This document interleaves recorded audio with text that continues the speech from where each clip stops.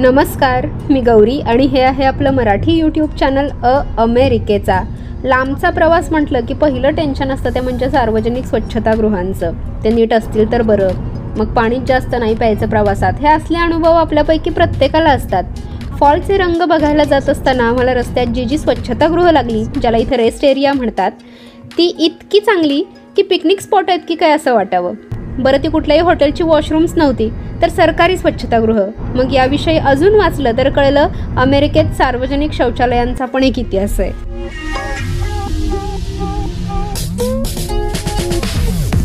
असंच एक सार्वजनिक स्वच्छतागृह बघायचं आहे आता आपल्याला आणि जाणून घ्यायचं आहे की फक्त सार्वजनिक स्वच्छतागृहाचं आहे की त्याच्यासोबत आणखीन काही काही इथं सोयी मिळतात. रेस्ट एरियामध्ये पहिली सुविधा मिळते ती म्हणजे पार्किंगची. आणि मिनेसोटा राज्याच्या कायद्यानुसार असा नियम आहे की इथं तुम्ही 10 तास कमर्शियल व्हेकल्स पार्क करू शकता आणि जे कमर्शियल नसतील ते 4 तास पार्क करू शकतात. म्हणजे तुम्हाला समजा रात्रभर इथं राहायचं जरी असेल तरी पण इथं 10 तास गाडी कमर्शियल व्हेकल्स आपण लावू शकतो. तर हे या रेस्ट एरियाचं एवढं मोठं पार्किंग आहे.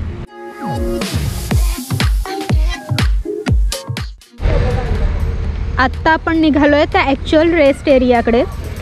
रेस्ट एरिया म्हणजे फक्त सार्वजनिक शौचालय अशी कन्सेप्ट नाही आहे, तर यामध्ये इन्फॉर्मेशन सेंटर्स असतात. जसं की आपले पुढचे जे पिकनिक स्पॉट असतील त्याचे खूप सारे इथं आपल्याला पॅम्पलेट्स मिळू शकतात, माहिती मिळू शकते. त्यासोबतच खायचं प्यायचं असेल तर सगळा पिकनिक एरिया असतो इथे, जिथं आपण बसून खाऊ पिऊ शकतो. तर आता आपण ॲक्च्युअल त्या इन्फॉर्मेशन सेंटरमध्ये जातो आहे. टेलिफोनची सुद्धा सुविधा असते.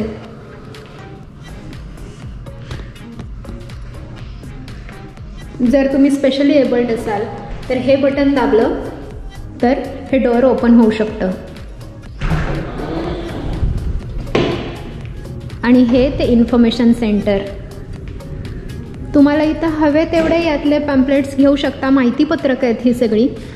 मिनेसोटा टुरिझमच्या संदर्भातली खूप सारी माहितीपत्रकं, पुस्तकं असतात ज्यातून आपल्याला मिनेसोटातली पर्यटन स्थळं, त्यांची माहिती, ते तिथं व्हिजिट करण्यासाठी कुठला सीझन चांगला आहे, या सगळ्याची इन्फॉर्मेशन मिळू शकते. आणि सगळ्यात महत्त्वाचं, हे सगळं फ्री आहे. आता यातली जी मला हवी आहेत ती मी सुद्धा घेणार आहे. हे दक्षिण मिनेसोटाचं पर्यटनाच्या संदर्भातला हे पुस्तक आहे. इथं एका मोठ्या काचपेटीत सुद्धा ह्या सगळ्या पर्यटन स्थळांची माहिती लावलेली आहे. आत्ता आपण ज्या नॉर्थ शोरला चाललो आहे त्याचं हे किती सुंदर इथं व्हिज्युअल्स लावलेले आहेत बघा.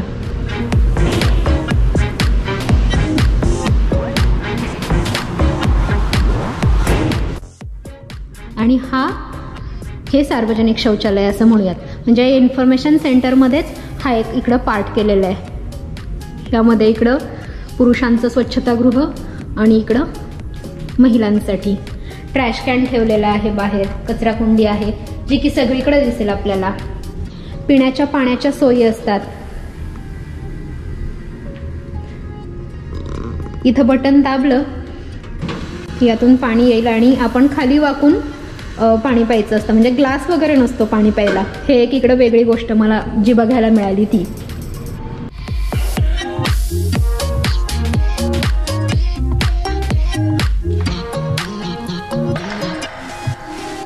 आणि हे रेस्टरूम्स आतून असे खूपच साधे वॉशरूम्स आहेत. हे याच्यापेक्षाही खरं तर खूप प्रशस्त असतात. इथे कमोड आहे. हे टॉयलेट पेपरचं डिस्पेन्सर आहे. इथे एक छोटीशी कचराकुंडी सुद्धा आहे आणि इथे आपण फ्लश करू शकतो. अशा प्रकारचे पण कमोड असतात बऱ्याच ठिकाणी जिथं सेन्सर्स असतात. आपल्याला बटन दाबण्याची गरज नसते. तर हे सेन्सर्सचं एक कमोड आहे जिथं आपोआप फ्लश होतं. किती स्वच्छ आहेत बघा. हात धुण्यासाठी इथं सगळं वॉश बेसिन्स आहेत आणि याला सेन्सर्स आहेत. इथं आपण हँडवॉशचं लिक्विड घेऊ शकतो. आणि इथं पेपर नॅपकिन्स ठेवलेले आहेत. आपल्याला हात पुसायचा असेल तर यातला एक पेपर नॅपकिन घेऊन हातसुद्धा पुसू शकतो. पेपर नॅपकिनचे असं डिस्पेन्सर असतात खरं म्हणजे सगळीकडे. हे एका दुसऱ्या रेस्ट एरियातलं पेपर नॅपकिनचं डिस्पेन्सर आहे. यालाही सेन्सर्स असतात. ओले हात वाळवण्यासाठी हे हँड ड्रायर असतात. गरम हवेचा झोत येतो यातून आणि हात वाळून जातात. सॅनिटरी पॅड्स आणि टॅम्पॉनच्या वेंडिंग मशीनसुद्धा मी इथल्या बऱ्याच सार्वजनिक शौचालयांमध्ये बघितलेल्या आहेत. फॅमिली रेस्टरूम ही पण एक संकल्पना आहे ज्यामध्ये एक कुटुंब एका वेळी त्या स्वच्छतागृहाचा वापर करू शकतं. मोठ्याच्या मोठ्या एका खोलीमध्ये कमोड्स असतात, वॉश बेसिन असतात आणि एका वेळी एका फॅमिलीला तिथं सगळ्या सोयी मिळू शकतात. बाळाचं डायपर किंवा नॅपी चेंज करायची असेल तर अशा प्रकारचे टेबल्स पण असतात. त्याच्यावर बाळाला झोपून ते काम करता येतं. हे असं उघडून याच्यावर आपण बाळाला झोपवू शकतो आणि बाळाची नॅपी चेंज करू शकतो. आणि याला बेल्ट पण असतात, त्यामुळे बाळ पडण्याचा धोका नसतो. रेस्ट एरियामध्ये या वेंडिंग मशीन्स पण असतात ज्यातून आपल्याला काही स्नॅक्स मिळू शकतात, कोल्ड्रिंक्स मिळू शकतात, चिप्स म्हणा. या रेस्ट एरियामधला हा एक पिकनिकिंगचा एरिया आहे जिथं आपण बसून खाऊ शकतो. त्यासाठी त्यांनी असे बेंचेस वगैरे दिलेले आहेत. आता हे शेल्टर असलेले बेंचेस आहेत. आपल्याला जर समरमध्ये बाहेर बसायचं असेल तर बाहेरसुद्धा काही काही ठिकाणी असे बेंचेस ठेवलेले आहेत. बऱ्याच रेस्ट एरियांमध्ये घसरगुंड्या झोपाळे असलेला एक प्ले एरिया असतो मुलांसाठी, तो इथे नाही आहे. म्हणजे फक्त वॉशरूमची सुविधा आपल्याला नाही मिळत तर त्याच्यासोबतच या सगळ्या सोयीसुद्धा मिळतात आणि हे सगळं फ्री ऑफ कॉस्ट असतं. इथं बेंच ठेवलेलं आहे. निसर्गाच्या सानिध्यात छानपैकी पिकनिकला जाता जाता सुद्धा आपली त्यातून पण एक पिकनिक होऊ शकते. इथं बसून आपण खाऊ पिऊ शकतो आणि पुढच्या आपल्या प्रवासाला निघू शकतो. आम्ही या रेस्ट एरियासाठी थांबण्याचं मुख्य कारण म्हणजे आम्हाला ब्रेकफास्ट करायचा आहे. नाश्त्याची वेळ आहे, त्यामुळं आम्ही इडली, चटणी, घरातूनच चहा हे सगळं नाश्त्यासाठी घेऊन आलो आहे. सगळे डिस्पोजेबल मेन म्हणजे घेऊन आलेलो आहोत आणि आता इथं बसून ब्रेकफास्ट करणार आणि मग पुढच्या प्रवासाला निघणार.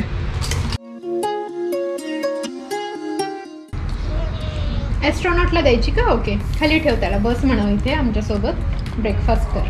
हे घे ॲस्ट्रॉनॉट. हां, मस्त वाफळता चहा आहे.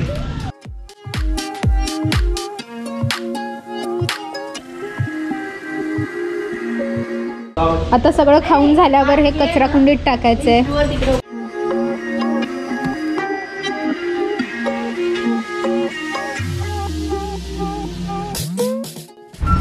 आमचा ब्रेकफास्ट करून झालेला आहे आणि इथं होतं तसं हा टेबल, हा बेंच आम्ही होता तसा स्वच्छ मोकळा करून ठेवलेला आहे. स्वयंशिस्तीमुळेच खरं तर इथे इतकी स्वच्छता राहते. कुणी इथं बघायला नसतं, कुणी सांगायला नसतं की हे सगळं क्लीन करा, पण माणसं आपापलं ते क्लीन करून ठेवतात. त्यामुळं पुढच्या येणाऱ्यांना सोयीचं होतं. रेस्ट एरिया ही कन्सेप्ट कुठून आली किंवा या संकल्पनेची सुरुवात कुठून झाली तर 1920मध्ये मिशिगनमध्ये एका तालुक्यातला एक इंजिनियर होता आणि तो पिकनिकला जात असताना त्यानं बघितलं की रस्त्याच्या कडेला गाडी थांबवून एका झाडाखाली एक फॅमिली खात होती, म्हणजे त्यांचं लंच चाललं होतं तिथे. तर त्याच्यावरून त्याला असं सुचलं की अशा प्रकारचे रेस्ट एरियाज हे ठिकठिकाणी असायला पाहिजेत जिथं माणसं थांबू शकतात, पिकनिकला जाता जाता त्यांचा ब्रेकफास्ट करू शकतात, नेचर कॉल्स असतात, शी शू करायची असते, मोकळी होऊ शकतात माणसं. आणि तिथून ही कन्सेप्ट आली. या रेस्ट एरियाच्या मागच्या बाजूला पण किती सुंदर व्ह्यू आहे बघा.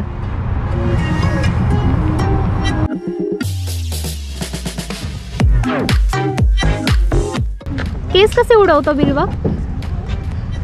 अजून एकदा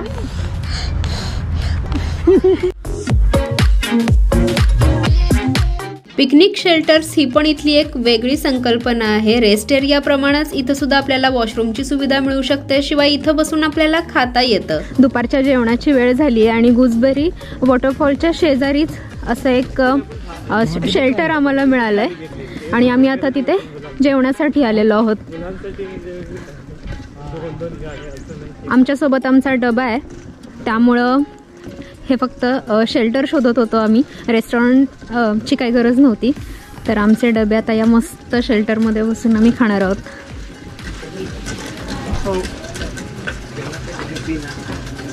इथं आल्या आल्या जुन्या काळाचा फील आलाय। आजकाल या अशा सजावटी माणसं आवर्जून करून घेत असतात।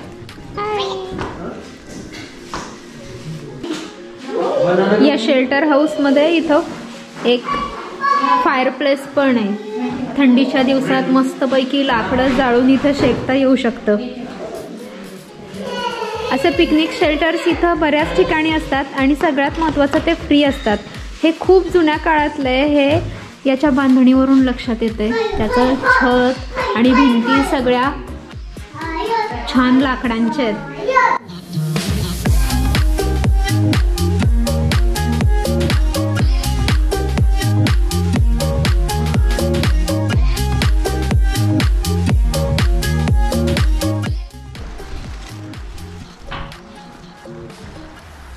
पिकनिक शेल्टरच्या इथं जी स्वच्छतागृह आहेत ती स्वच्छ ठेवण्यासाठी या अशा इथल्या कर्मचाऱ्यांच्या गाड्या पण येत असतात।